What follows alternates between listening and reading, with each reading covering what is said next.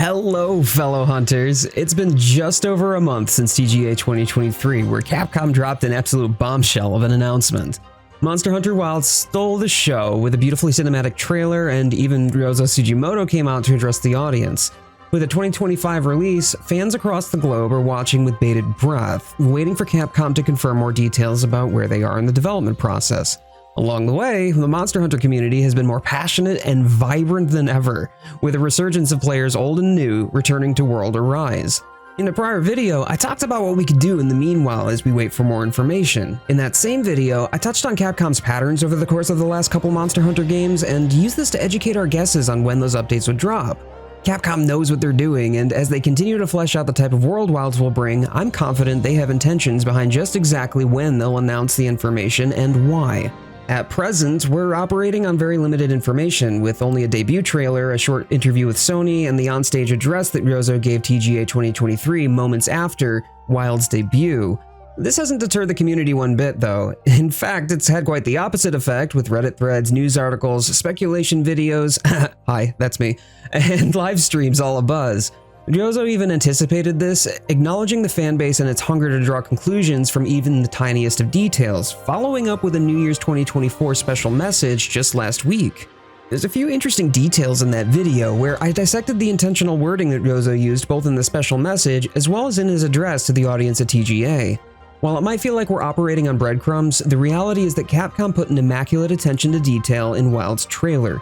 Limited as this may be, Capcom operates with intention, and in like manner are exceedingly intentional in the way that they portray the world that they're looking to craft and any verbiage that they use to describe the plans they have for the upcoming announcements about the game.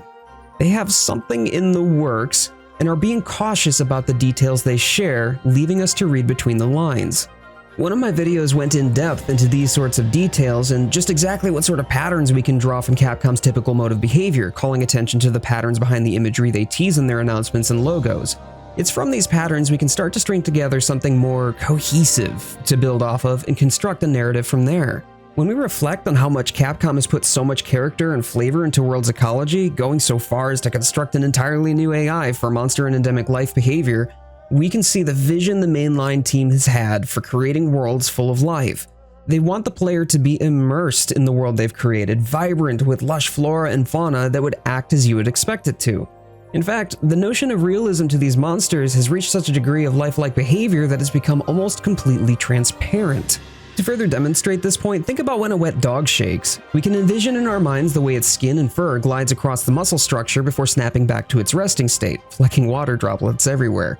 Or when a lizard walks by, it walks exactly how a lizard should walk, its body responding in a way that would fit within the laws of nature. So when a winged wyvern takes to flight, the flow of its wings are natural, how your eyes are conditioned to perceive a winged animal in the wild. You Monster Hunter ecology buffs know exactly what I'm talking about here. It's these tiny little touches that take great effort to replicate in-game, and the true-to-life likeness that Capcom has sought to represent even down to the monster biology and evolutionary history. Nailing monster movement down to the very skeletal and skin structure is exceedingly hard to do. Have you ever watched a CGI film or show from the early 90s? Some of the motion just felt like movement, where the change in velocity from a motion's start to finish was either awkward or lacking. Punches didn't feel like punches, for instance, it just looked like the character on screen was extending their arm in a primitive reproduction of what a punch should look like. You just couldn't feel the force or impact the way that you would expect to. The way that the Monster Hunter team has carefully crafted the likeness of their monsters, and not just only the way their personalities behave, but also in the way their physical bodies behave, demonstrates a high degree of intentionality in their designs. If the momentum or even the way the monster walks is even slightly off, we'll find ourselves deep in the trenches of the Uncanny Valley, which is the idea coined by Masahiro Mori to describe particular reactions in humans to things that are human-like, yet clearly not human. To fail to achieve the precision needed to replicate believable likeness to real life would ruin the immersion. The same goes for world's physics and weather impact on the environments around us in Monster Hunter. Without wind rustling in the trees, the surfaces glossing over when rain rolls through, or the high heat that would warp the air, the believability of the world would fall flat. Capcom is acutely aware that if they intend to create a lifelike and believable world, the world needs to behave in the same ways we have come to understand the world around us ourselves, complete with physics, weather, and behavioral mechanics expertly crafted and fine-tuned under the hood. What we've just identified here actually has a term for it called the suspension of disbelief. There are a few uses for the term, but the one we're going to look at today is the narrative flavor of meaning. According to Oxford, suspension of disbelief is defined as, quote, the concept that to become emotionally involved in a narrative, audiences must react as if the characters are real and the events are happening now, even though they know it is only a story, end quote. In 1817, Coleridge phrased it as, quote, the willing suspension of disbelief for the moment, end quote, speaking in reference to audiences of literary works. Schramm positions that it's a general requirement for any form of entertainment where we are, quote, prepared to go along with a story or a spoof or a good joke, to identify and agonize with a character who never lived, to have a certain empathy with fictional characters, to go along with the conventions of films or broadcasts. Have you ever watched a movie or read a book where the plot points or character developments are so cheesy and completely disconnected from reality that you lose interest? It's those moments where you think, that would literally never happen, and the immersion is lost, ruining the rest of the narrative from there. For Capcom to achieve that suspension of disbelief, they needed the player to feel like they've walked into a whole new dimension, complete with mechanics that substantiate the sense of believability, providing an immersive landscape that truly mirrors real life. You can see this demonstrated in Wild's trailer with the desperation of the monsters as they scurry away from the storm that would overtake them. The sense of fear in the monsters' frantic behavior and the intention in the body language communicates to the viewer a narrative. The message is understood naturally without ever using a single word to deliver it. Seeing this pattern of immersion displayed again shows that Monster Hunter's mainline team is following in World's footsteps in the way this immersive world should live and breathe, almost as its own entity, communicating a message of realness to the player without the use of words. It's something we see and naturally understand, oftentimes never knowing why. We just think, well, of course a monster would move that way or behave that way, rarely considering just what degree of impeccable attention to detail it took, manipulating even the smallest aspects of a monster's frame to portray something true to life. This is why it's so rewarding to hyperfixate and examine even the smallest breadcrumb Capcom's given us, because the story it communicates without ever using words could speak volumes. And it's in examining these small details that I realized I'd missed something so inobtrusive, seemingly insignificant, that I glossed over it when I'd done the video on the logo. You see, the Monster Hunter community is no stranger to notions of an open world in Wilds. In fact, so much discussion has surrounded the idea of an open world that it's become something of a buzzword. This is why I did a whole video on the implications of what an open world could actually mean. Emphasizing the point that a message doesn't always need to be communicated in words, I challenged the viewers to consider exactly what the words open world conjure in your mind. Do you think of other games like GTA, Cyberpunk, Breath of the Wild, or The Witcher? Do you think of seamless, persistent environments without load screens or boundaries? Does open world come hand in hand with freedom of motion, the typical quest logs, or open-ended adventuring? Because the other side of that open world coin would be something more traditional, closer to Monster Hunter World or Final Fantasy XVI, where each area is technically instanced and there isn't a fully traversable environment. Quests would take shape in the form of missions, where a loading screen would earmark the beginning and end of each of the quests we'd take, and quests could only be accepted and completed sequentially, not concurrently like in some list you'd expect from an MMO or a free roam open world. I think the majority of the community agrees Monster Hunter Wilds is going to bring an open world in some form or another. So the question becomes, what kind of open world should we expect? Is it going to be truly open like Breath of the Wild, or will it be more iterative on the type of segmented open world we saw in Final Fantasy XVI and Monster Hunter World? Despite all the theory crafting about how Wilds could take shape and tossing around the words open world like a hot potato, I've been typically of the mind that Wilds will take shape like the guiding lands from World, just on a much larger scale. Capcom's done an environment already where all biomes are represented by a single contiguous map, and I think that format would make sense in Wilds from a strictly development perspective. But what I've come to realize is that the one key detail I had missed just might turn that notion on its head. Capcom might be aiming for something far more ambitious than I actually thought. If we compare the logos side by side again, they look aesthetically similar. The font suggests that Wilds is meant to evolve and iterate on World's format, sure. In many ways, we understand this to mean Wilds is World's spiritual successor. This is already a given. And then we look closer. Oh, too close, too close. Back up, but yeah, there, okay. Can you spot it? What difference do you notice between the words Monster Hunter and Worlds logo in contrast to the words Monster Hunter and Wilds?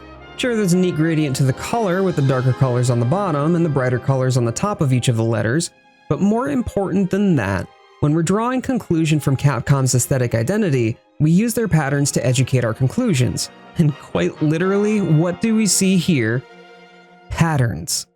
The oranges and brown of the word Wilds contain a grainy pattern, and we can see grainy sand and rock formations all throughout Wilds' trailer. I'm sure it's no surprise that the words here reflect the environment we've already seen. Instead, I want to call attention to what's just above the word Wilds. Monster Hunter. Wow, Jade, this is a Monster Hunter game. Good job! Obvious statement is obvious. Got any other bright ideas? Now bear with me on this, because this just might be the one missing puzzle piece that could answer the burning question we've all had. Just what sort of open world should we expect? In line with the patterns of a cohesive world and aesthetic, the top of the words Monster Hunter are bright and smooth, like that of a clear day or perhaps a cloudy sky. When contrasted against the earthiness of Wilds, the smoothness is uncharacteristic of the logo as a whole. While I'm not suggesting something like we'll have full-blown flight in the open world of Wilds, I am calling attention to what the lack of patterning at the top of the logo is juxtaposed against. Positionally, the earthy textures in Wilds are at the bottom with the sand and rocks. The sky is at the top, just like the smooth white in the logo. But what do we see just between these two patterns? Stripes. Sure, there's some similarities to the line patterns in the icon of the logo, but where else would we see patterns like this? What you see on screen before you is called a topographic map. Hills and troughs are represented by concurrent lines running parallel to one another, denoting a sense of height on a 2D plane that can only represent length and width. And what similar patterning do we see in the bottom half of the words Monster Hunter? Concurrent lines running parallel to one another, positioned at height above the earthy tone in the word Wilds. If the brown is earth and the white is sky, then what's in the middle? Us, with a massive environment to explore. And what would we need to guide our exploration? A map. This type of map would be in contrast to earlier Monster Hunter maps that typically represented the landscape in a flat 2D plane. Sure, World let you browse the depth and level structure of a biome's map with the press of a button, like unfolding a stand-up picture book, but never has the navigation map manifested in a topographical manner. Where else do we see topographic maps used?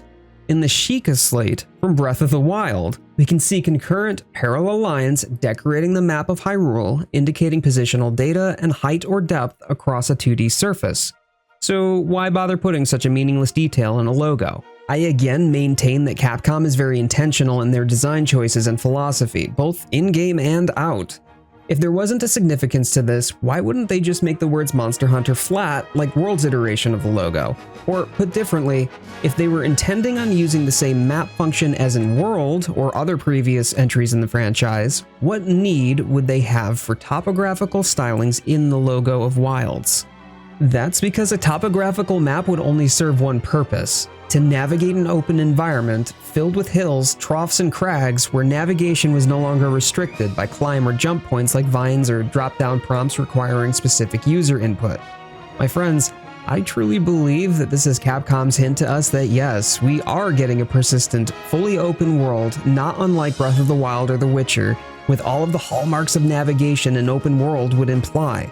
Jumping, free climbing, gliding, and no load screens to segment the village from the world itself.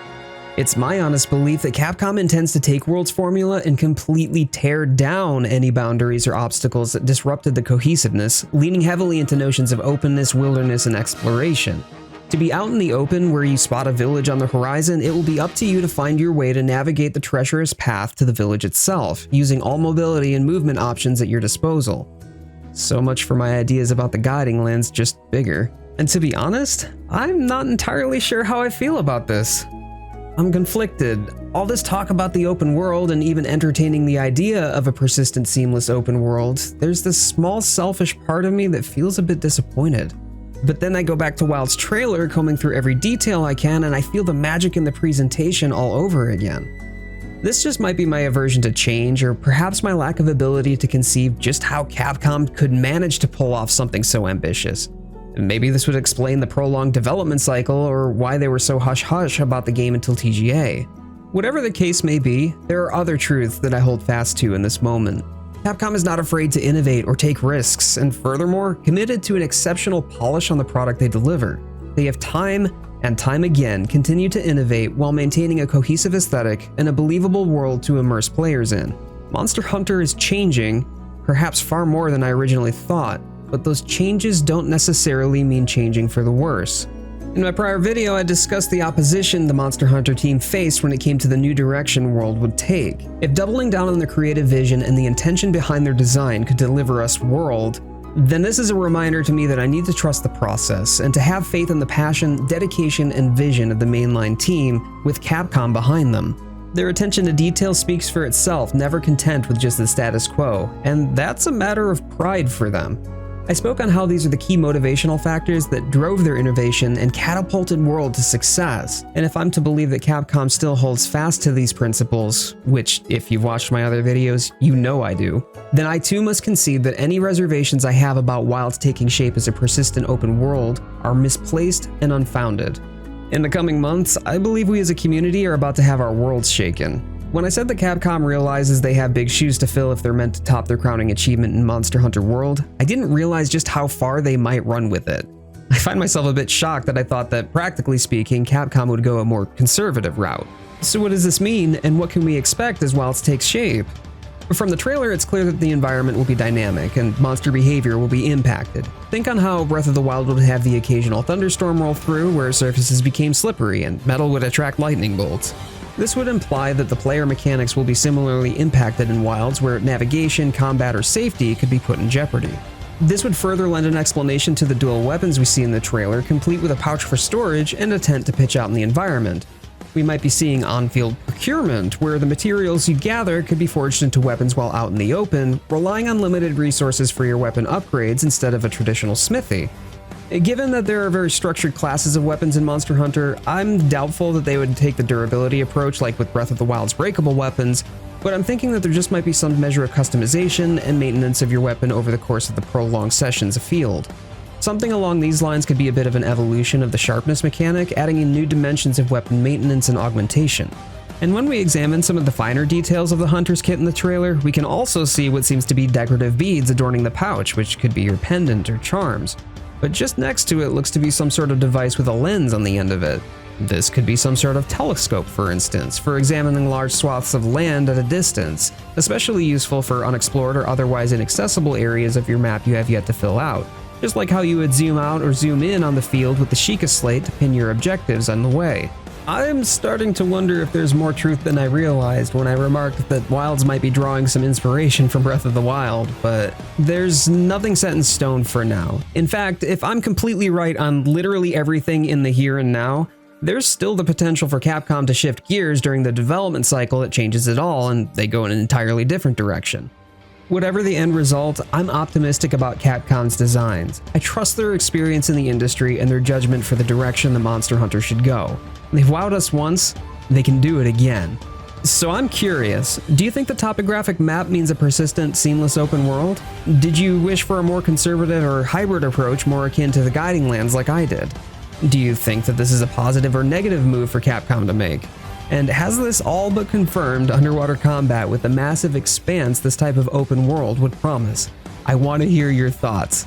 Real quick, I just want to shout out Adrian D. Akers for correctly answering how many copies Capcom would reliably expect to sell from their earlier Monster Hunter releases. Job well done, you were paying attention, and thank you for watching my videos. So if you're new here or haven't done so already, please consider subscribing. The Monster Hunter community is engaged and talkative, and I've had some absolutely awesome conversations about what we've learned, what our takeaways are, and what our wish lists are. We've even got some regulars who comment quite frequently, and it's been so cool to get plugged in with y'all. I definitely would love to have you back for more so we can talk all things Monster Hunter. We've also got some great member perks available for you as well, including member badges and exclusive emoji, which are great additions to how you can interact with your fellow hunters. I'm Jade, and I'll be covering as much Monster Hunter Wilds as I can between now and our next info drop. In the meanwhile, I'll be busy chatting with y'all in the comments. And to all hunters, old and new, may the Sapphire Star guide your way.